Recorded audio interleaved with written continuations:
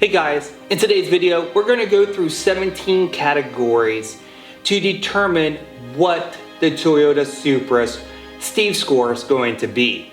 First of all, this is going to be one of the best series that I think I'm going to put together. It's really to look at the 80s, 90s, and 2000s to see how great these cars truly were. And then we're going to look at it and then we're going to give you a Steve score. So first of all, let's talk about it.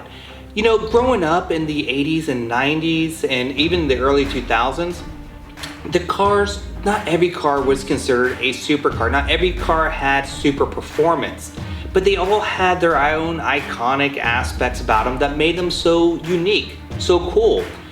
But one of the things that we always talked about was the 0 to 60 time. So 0 to 60, quarter mile, and top speed, all are categories that's going to be scored out of 10. The rest of the categories are going to be out of 5. Now with the Toyota Supra Twin Turbo, the 0 to 60 time was a 4.6 seconds.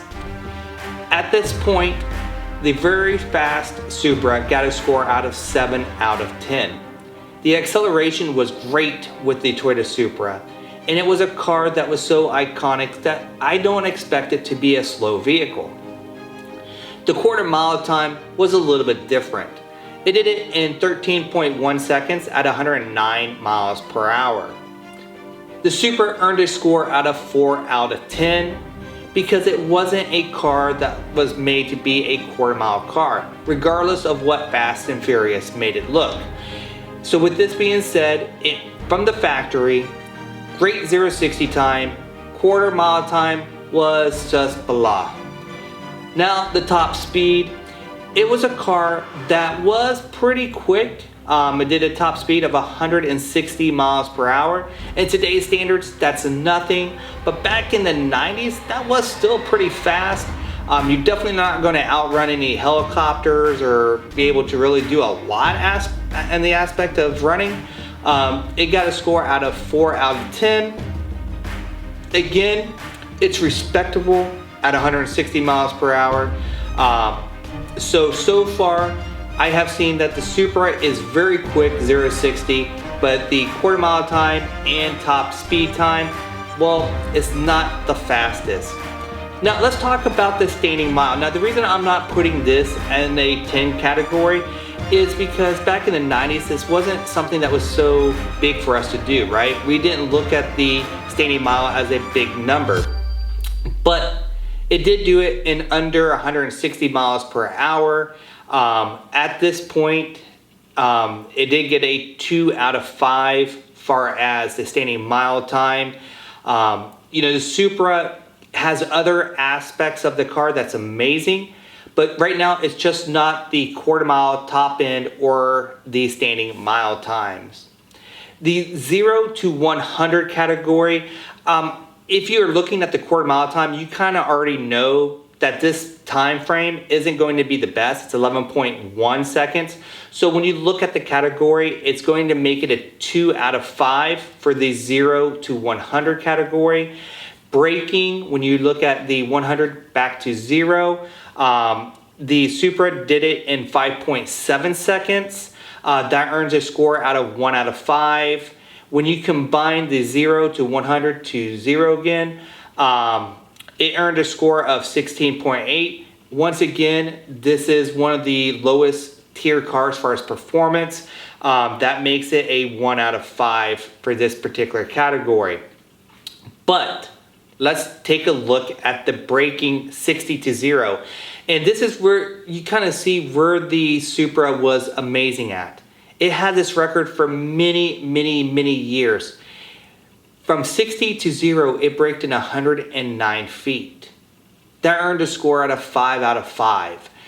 So I'm just trying to understand where Toyota kind of stopped that, because yes, we understand that it's not really fast in the quarter mile time. So the 0 to 100 time, I understand.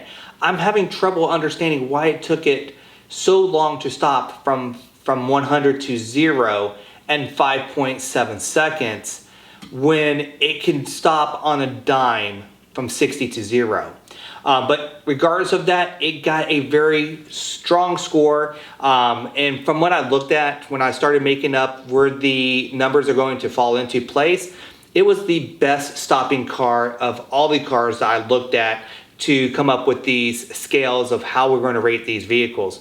So far the Supra is an amazing car from 60 to 0 to stop at, and pretty good 0 to 60 times. Now the skid pad, it did it in 0.095. That is pretty good. I gave it a 4 out of 5 far as the skid pad is concerned. Those are your performance aspects of the Toyota Supra.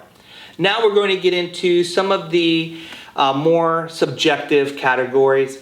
The styling aspect, you know, I give a 5 for a super exotic car. Exotic car would be a 4. Super cool, 3. Cool car, nothing great, will be a 2. And just okay, a 1. So my personal opinion on the Toyota Supra, I give it a 3.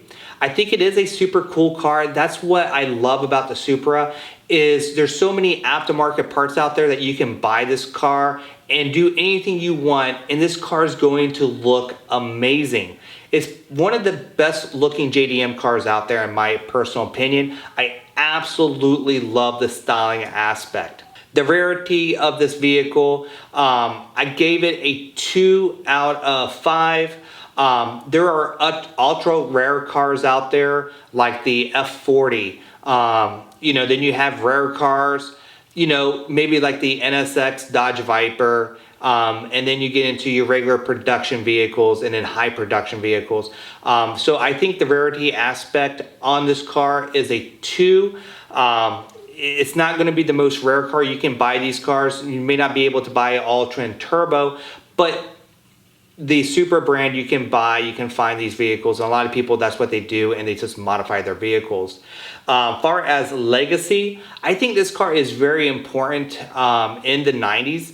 I gave it a very strong score, 4 out of 5. I think it's a very important car when we look back at the history of the 90s. At this decade, it was a very iconic car, not necessarily the fastest car, and that's where this car has struggled, is performance-wise.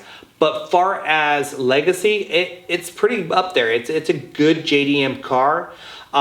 Cool factor, I think people that have this car, whether it's stock or if you put, you know, your wings on there, your hoods, your body kits, I think that it's just a very, very cool car. I don't think there's many cars that are going to turn heads like a Supra.